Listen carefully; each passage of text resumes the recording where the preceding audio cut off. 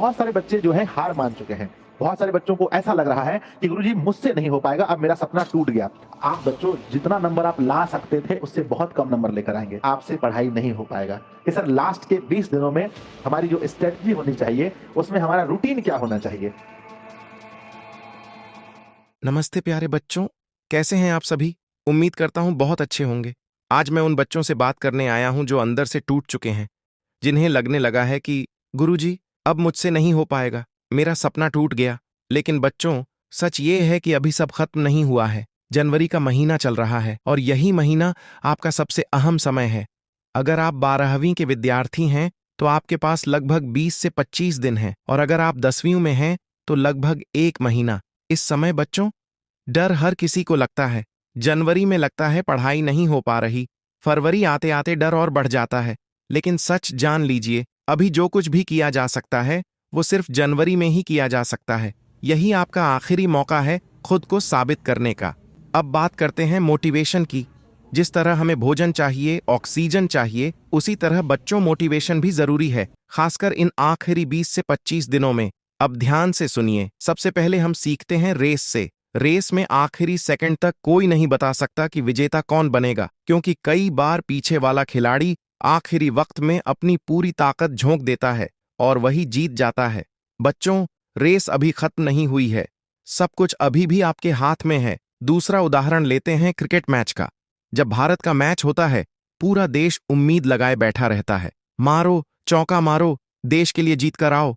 उसी तरह आपके मम्मी पापा, आपके भाई बहन, आपके गुरु आपसे उम्मीद लगाए बैठे हैं।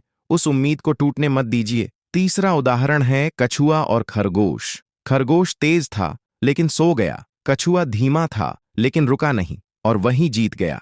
बच्चों, मैं खासकर उन बच्चों को बोल रहा हूं जो पढ़ने में तेज हैं और सोच रहे हैं अब तो तैयारी हो चुकी है। मत सोइए, मत रुकिए, क्योंकि पीछे से कोई भी आपको पार कर सकता है।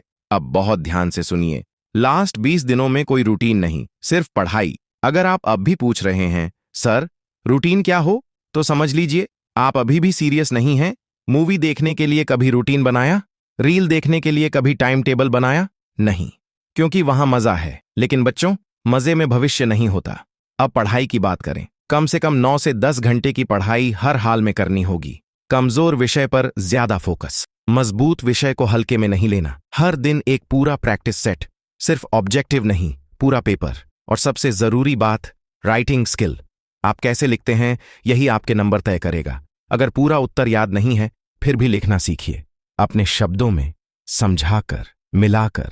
एक भी प्रश्न खाली मत छोड़िए। बच्चों, 500 में से 500 सवाल लिखकर आना है। यही वजह होती है कि कुछ बच्चे कम पढ़कर भी ज्यादा नंबर ले आते हैं, क्योंकि वो लिखना जानते हैं। खुद पर भरोसा रखिए, ओवर कॉन्फिडेंस नहीं, लेकिन कॉन्फिडेंस जरूरी है।